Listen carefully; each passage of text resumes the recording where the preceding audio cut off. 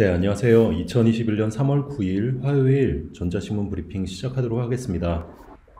네, 오늘 첫 기사는 공공소프트웨어 하자보수 막무가내식 관행 없앤다는 내용이에요. 네, 이 내용은 한국소프트웨어 산업협회가 하자보수 책임 범위의 명확화 가이드라인을 이제 만든다는 내용인데요.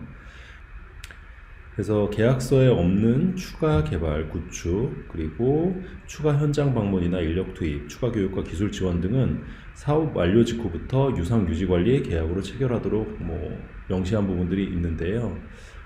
네, 그럼에도 불구하고 사업 종료 이후에 바로 유상 유지 관리 계약을 맺는 공공기관이 많지 않고 그리고 하자 보수의 범위가 굉장히 불명확하기 때문에 계속 어떤 분쟁이나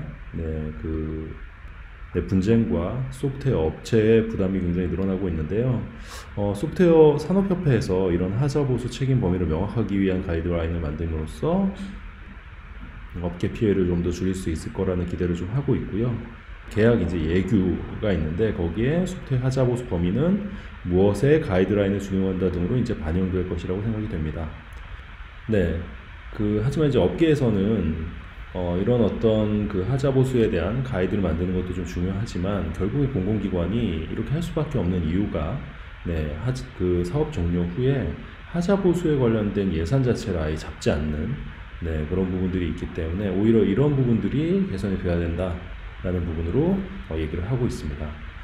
그래서 만약 이런 문제가 나온다라고 하면 공공 소프트웨어의 개선 문제가 나온다라고 하면 이런 하자보수 범위의 불명확 그리고 이런 부분들을 가이드라인으로 해결할 수 있고 그리고 원천적인 해결을 위해선 어떤 공공기관에서 구축에 대한 예산뿐만 아니라 하자 보수에 관련된 예산도 동시에 잡는 것이 필요하다. 이런 부분들을 강글 혹은 아니면 1교시 3단락, 2교시 4단락에 기재를 해주시면 차별화된 답안이 되지 않을까 생각이 됩니다. 다음은 신한은행에서 CBDC 중개기관 역할 선제되어 간다라는 얘기입니다. 그래서 신한은행 이 기사를 좀 살펴보기 전에 CBDC를 좀 알고 가면 좋으실 것 같아서 제가 그 내용부터 좀 설명을 좀 드릴게요. 사실은 이제 출제가 예상되는 문제이기도 했는데요. CBDC는 Central Bank 디지털 커런시라는 약자입니다. 그래서 기존의 실물 화폐와는 달리 가치가 전자적으로 저장되며 이용자 간 자금 이체의 기능을 통해서 지급 결제가 이루어지는 중앙은행이 발행하는 법정 통화예요. 그래서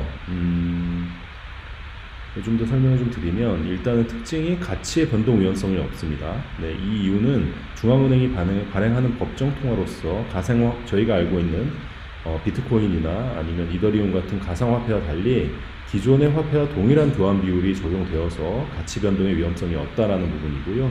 그리고 화폐의 공신력이 담보되어 있습니다. 중앙은행이 발행하기 때문에 그런 거겠죠. 그리고 일반 경제 주체들의 지급 편의를 뭔가 증진시킬 것으로 이제 예상이 됩니다. 그리고 아무래도 이런 어떤 새로운 금리 체계의 형성과 그리고 은행 예금이 감소할 수도 있고 그리고 통화 정책의 유효성과 금융 안전성 등의 광범위한 영향을 미칠 것으로 좀 예상이 좀 되고 있는데요.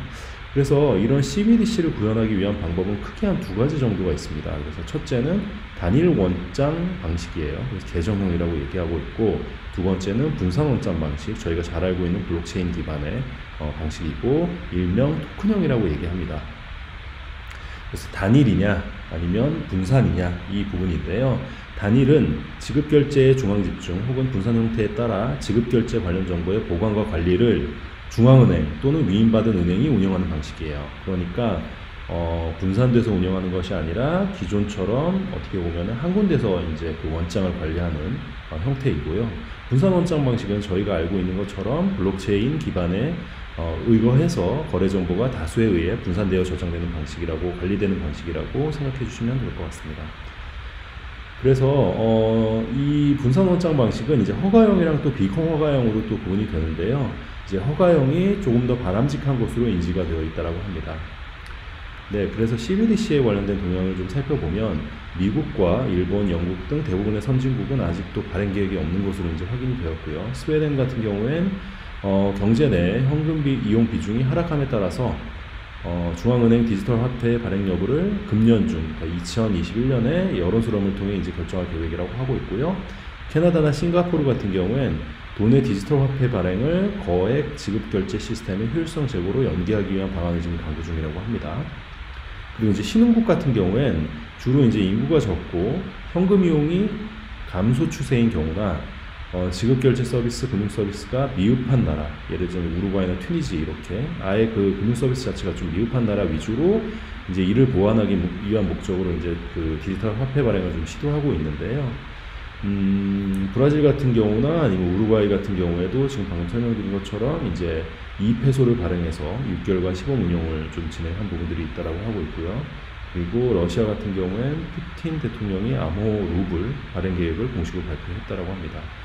특히나 좀 살펴볼 것이 이제 중국 같은 경우엔 블록체인 기술을 이용한 디지털 화폐를 이용해서 은행 간 결제에 시험 적용한 것을 바탕으로 중국인민은행의 중앙은행 그리고 상업은행 일반 고객으로 이어지는 2단계 디지털 화폐 유통을 적극 추진하고 있다고 하는데요. 이는 이제 국경 간 거래에 활용해서 위안화의 국제화를 국제적인 위상을 촉진시키려는 의도가 좀 깔려 있다라고 얘기합니다.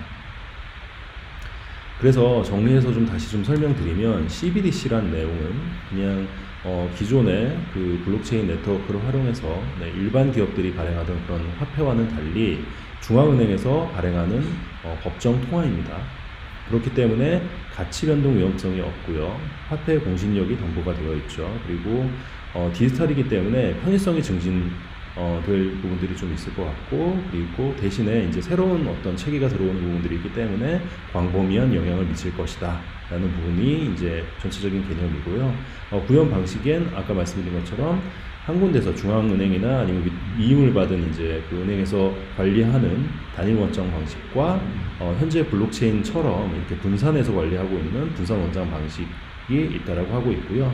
분산 원장 방식은 다시 허가형, 비허가형으로 나눠지고 있고, 허가형 같은 경우에가 좀 더 안정적이다라는 인식이 있다라고 합니다. 네, 그래서 여기까지 이제 그 CBDC에 관련된 내용들을 간단하게 개념을 설명을 좀 드렸는데요. 신한은행에서 디지털 화폐 플랫폼을 이제 구축한다는 내용이죠. 네, 그래서 정리하면 결국엔 우리나라 중앙은행, 한국은행에서 CBDC 발행 계획을 가지고 있고, 그렇게 해서 발행이 되게 되면 한국은행에서 이제 중개기관으로 유통을 하게 되고요. 중개기관이라 하면 이제 신한은행 같은 그런 은행권이겠죠. 그리고 중개기관에서는 발행된 CBDC를 개인에게 이제 지급하는 역할을 하죠. 이제 지급할 때는 여러 가지 뭐 대출의 형태를 한다든지 뭐 이런 부분들을 통하게 되지 않을까 좀 생각이 되고, 그리고 환전이나 이런 어떤 개인들은 실제로 발행이 된 CBDC를 활용해서 조회, 결제, 송금, 환전, 충전 같은 부분들을 이제 할 수 있게 된다라는 부분입니다. 저희가 실제로 지금 현재 대부분의 그러니까 현금 가지고 가시는 분들이 거의 없잖아요.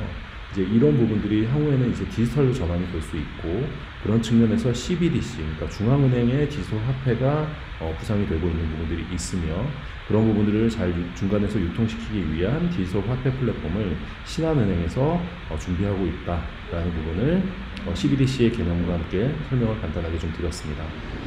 네, 오늘 기사는 여기까지고요. 오늘도 고생하셨습니다. 감사합니다.